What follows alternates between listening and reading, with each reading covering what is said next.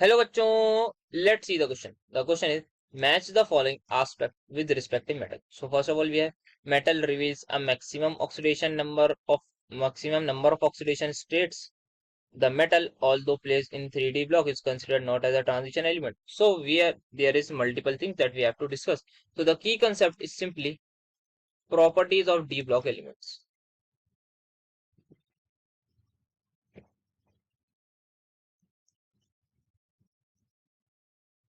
Of D block elements.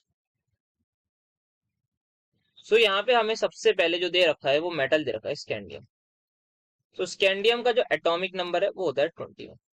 Scandium की अगर configuration लिखें तो वो आ जाएगी argon, that is 18 electron argon तक फिल करेंगे. Then we have 4s2 and then 3d1. So जो हमारे पास स्कैंडियम है वो +1 तो इलेक्ट्रॉनिक कॉन्फ़िगरेशन शो नहीं कर सकता. वाई? अगर +1 करेगा इन केस तो उसकी कॉन्फ़िगरेशन आ जाएगी 4s1 3d1. That is obviously very unstable. एक इलेक्ट्रॉन होगा ऑर्बिटल में, that is not acceptable. Then अगर ये +2 शो करेगा तो ये हो जाएगा 4s0 3d1. तब हमारे पास क्या प्रॉब्लम है कि यहाँ पे एक इलेक्ट्रॉन बचा है, ये that is very unstable case. तो यहाँ पे सिर्फ और सिर्फ स्कैंडियम जो है वो 3+ electronic configuration show, sorry 3+ oxidation state show करता है, जिसमें उसकी इलेक्ट्रॉनिक कॉन्फ़िगरेशन ये हो जाती है. So scandium is the element which exist only in 3+ में. तो फर्स्ट वाला जो है हमारे पास हो जाएगा ऐसा मेटल जो सिर्फ और सिर्फ एक ही ऑक्सीडेशन स्टेट शो करता है, मतलब the metal which doesn't exhibit variable oxidation state. तो फर्स्ट का हमारे पास आ गया सी. देन सेकंड का देखते हैं अभी क्या होगा, देन थर्ड का, एंड देन फोर्थ का. यहाँ पे की बना देते हैं. तो हमारे पास, सॉरी, सी का आ गया हमारे पास 1. तो ऐसा करना चाहिए बेसिकली, सी का आ गया 1 बिकॉज यहाँ पे लेफ्ट हैंड ऐसे मैचिंग है ना. तो सी का फर्स्ट आ गया. देखें तो ये ऑप्शन हमारे पास है, बाकी दोनों कैंसिल हम कर सकते हैं. तो सी का we have first. Okay, now let's talk about copper. So copper जो है हमारे पास, दिस वन, इसकी इलेक्ट्रॉनिक कॉन्फ़िगरेशन एक्सेप्शनल होती है. आर्गन 3d10 बिकॉज ये फुल फील्ड स्टेबल होता है, और 4s1. तो कॉपर जो है, अगर हमारे पास एक ऑप्शन है कॉपर 1+ का, तो कॉपर प्लस में क्या होगा, ये आर्गन होगा, 3d10 हो जाएगा, और 4s0. बट व्हाट हैपन, जो हमारे पास कॉपर 1+ है, इसको जैसे ही हम पानी में डालते हैं, दैट इज इन वाटर, यहाँ पे हम डालेंगे एक्वस सॉल्यूशन में, कॉपर को ऐड करेंगे, तो ये डिस्प्रपोर्शनेट हो जाता है into copper 2+ plus copper. Why? Because ये जो कॉपर 2+ है, इसकी जो हाइड्रेशन एनर्जी है इन वाटर या फिर इन एक्वस सॉल्यूशन, वो बहुत ज्यादा हाई होती है. ड्यू टू दिस कॉपर 2+ हमारे पास स्टेबल होता है. अब हाइड्रेशन एनर्जी का अगर मैं एक छोटा सा बिट एग्जांपल दूं तो वो इस तरीके से होगा. यहाँ पे हर तरफ वाटर होगा, दो मॉलिक्यूल से समझा देता हूँ, बाकी हर तरफ वाटर ही वाटर होगा. तो यहाँ पे क्या होगा, ड्यू टू दिस यहाँ पे डेल नेगेटिव आ रहा होगा, यहाँ पे डेल नेगेटिव आ रहा होगा, और यहाँ पॉजिटिव चार्ज है, तो यहाँ पे इंटरेक्शन होगी. ड्यू टू दिस यहाँ से भी वाटर मॉलिक्यूल आएगा, यहाँ से भी, हर तरफ से वाटर मॉलिक्यूल आएगा, तो बहुत ज्यादा इंटरेक्शन होगी. ड्यू टू दिस यहाँ पे जो है बॉन्डिंग होने लगेगी एक तरीके की, जिसकी वजह से कुछ एनर्जी रिलीज होगी, और उसी एनर्जी रिलीज को हम कहते हैं हाइड्रेशन एनर्जी. अगर हाइड्रेशन एनर्जी मतलब रिलीज एनर्जी हाई हुई, मतलब एनर्जी निकल गई, तो इसका मतलब एनर्जी कम हो गई, तो मतलब कंपाउंड क्या होगा, स्टेबल होगा. तो यहाँ पे जो है स्टेबिलिटी आ जाती है ड्यू टू दिस.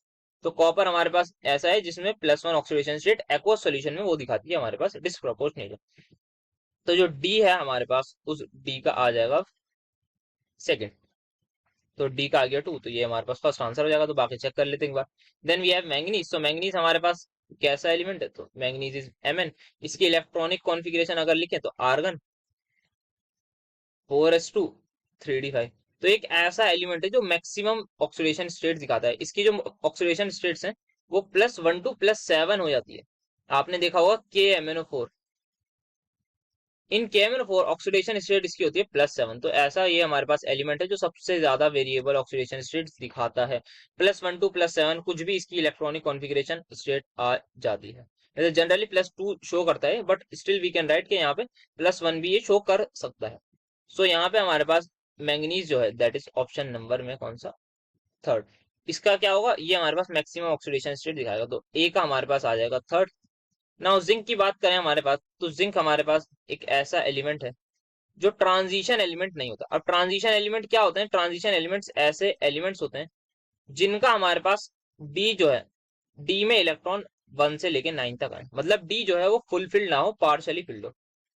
अब ऐसा कैसे पॉसिबल है, पार्शली फिल्ड हो, दो रीजंस, दो केसेस, मतलब पार्शली फिल्ड डी सब शैलो कब कब, या तो ग्राउंड स्टेट में या फिर किसी भी ऑक्सीडेशन स्टेट में, इन एनी ऑक्सीडेशन स्टेट। अब जो जिंक है हमारे पास, जिंक की ग्राउंड स्टेट में हमारे पास जो है 3d10 है यहाँ पे, तो इसका मतलब ये नहीं है। अब अगर जिंक की ऑक्सीडेशन स्टेट की बात करें, दैट इज ओनली +2। और जिंक +2 में भी क्या दिखाता है, जिंक +2 में भी हमारे पास 4s0 3d10 दिखाता है। दैट मीन्स इसका जो डी है वो हमेशा d10 ही रहेगा इन दो, ग्राउंड स्टेट भी एलिमेंटल स्टेट भी। तो यहाँ पे जो ये पार्शियली फिल्ड नहीं है, इसका फुली फिल्ड है, तो ये ऐसे एलिमेंट्स को हम कहते हैं ट्रांजिशन एलिमेंट्स। और जिंक हमारे पास आ जाएगा नॉन ट्रांजिशन एलिमेंट्स की कैटेगरी में। जिंक के साथ साथ दो एलिमेंट्स और होते हैं जो दिखाते हैं, तो जिंक, कैडमियम, मरकरी, इन तीनों का सेम केस है, ये +2 में आते हैं और ये ट्रांजिशन एलिमेंट्स नहीं होते। तो जिंक जो है हमारे पास, that is option number 4th वाला, इसका हमारे पास आ जाएगा बी। तो बी का आ जाएगा हमारे पास 4th। तो बी का आ गया, ए का 3, बी का 4, सी का 1, डी का 2। तो ये हमारे पास आंसर हो जाएगा। So the final answer is going to be option number A. Hope you understood well, best of luck.